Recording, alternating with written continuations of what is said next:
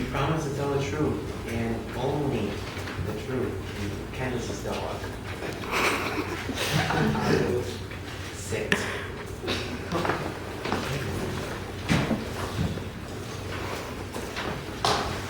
Prosecution, you may begin when you're ready.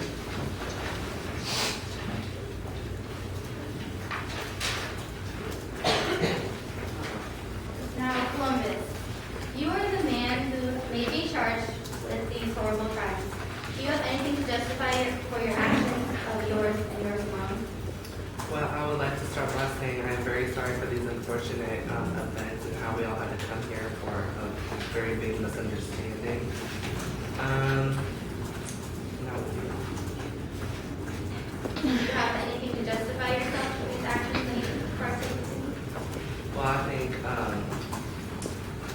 what happened was pretty much that I went overseas to the Bahamas and the Caribbean just to explore new land, try to find Asia, but instead I ran into Indians, and in the end I just wanted to bring them back, show them the new world, that they're not the only ones, and give them a good work ethic and really just expose them to in a whole nother light, but unfortunately it has transpired into something much more than that. When you say a whole nother light, are you saying that bringing them into slavery and mass murdering their people, how is that bringing them to the light?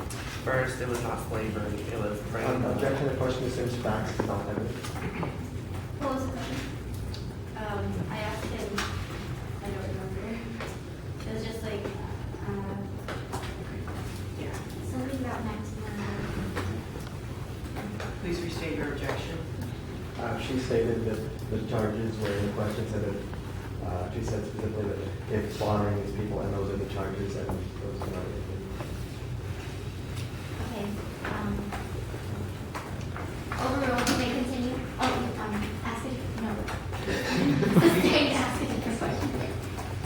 You were given money, ships, and then sailed to Asia, like, as much silk, spices, and gold as you can, all the while converting people to Christianity. And in return for bringing back the gold and spices, you would receive 10% of the profits. However, you never made it to Asia and actually went to the Americas. Is this true? Yes, And it's also true that once you landed, you took the Arawak Indians captive. it is. And after befriending them, you took what you wanted from them and left that island. Then you went to Cuba, where you repeated this again. When you came back on your second exhibition, you went to the Hispaniola to collect slaves and gold, going from island to island in the Caribbean, taking slaves as captives. And when you had exaggerated your promises to others back in Europe, you became desperate to fill the ships with something valuable because there was no gold to be found. Starting a great slave raid, rounding up Indians as if they were animals and putting them into ships to be sent back to Europe. Why did you do this to the Indians, which you stated in one of your journal entries to be so naive and think that they would share with anyone? Well, I am very sorry that you would think that. What happened was I did not take them into slavery, like I had said before. What I did is I just wanted them, I was running out of ideas, so I thought that by bringing them to Europe, they would see that they are not the only, because what they thought they were like pretty much the only ones out there, just like we thought that they didn't exist either. So I wanted to bring them over, show them, like I said, a good work ethic, and that teach them Catholicism and Spanish, and so they could live a healthy, clear life. When you and your men had total control of Indians, it led to total cruelty, forcing husbands to leave their wives and work it to the death in the mines, trying to find gold that obviously wasn't there. Then overworking their mothers of newly born children to the bone, that their own children would die because they were famished, because the famished mothers had no milk to feed their young. How can you say that this is justified anyway, and if so, please explain. Well, back then there was not health codes like there are today, which is very shameful. I would like to begin by saying that it was their option to go and work. I'm very glad that they decided to, and I'm glad that they sacrificed themselves. and knew what they were up against when they took this job. And I'm very sorry if you all think that I caused any harm. When you say it was their option, what was their other option besides working for you? Studying the religion. And that's it? You would just have to study the religion? Just like live life that they are used to. But we very much urge them to go work because working is pretty much what any person should be able to do. And when you say urge, what did you do to urge them to work for you? We did not use harmful or abusive ways. All we did was we just applied that this is what's normal and this is what we should all be doing, working.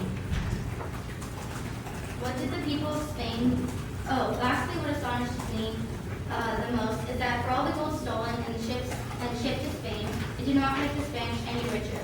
So what was the real point? The real point was, it was just a very confusing journey, as you can tell. I mean, I had to go from, it was like a ping pong ball. I mean, it bounces everywhere. I mean, I had to go from one island to the next, just to try to scrape up any information I could get, as much gold and everything else I could get to bring back to the queen like she ordered me to do. And it was just a very confusing journey. What did the people of Spain get out of all the death and brutality visited on the Indians in America? Can you repeat that question? Like, what did the people of Spain, such as you, get out of the brutality of like attacking the Indians? Like a minute.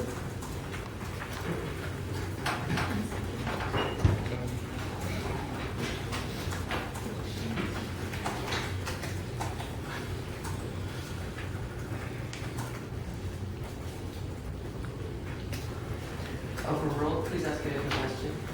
Okay, my fellow prosecutor would like to ask you some questions. Christopher Clemens. So, I have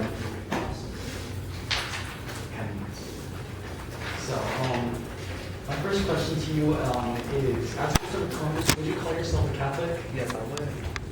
As a Catholic, are you familiar with the Bible? Of course. Okay, very good. Another question is, on your voyage to Hispaniola and the other islands, what was one of your main missions?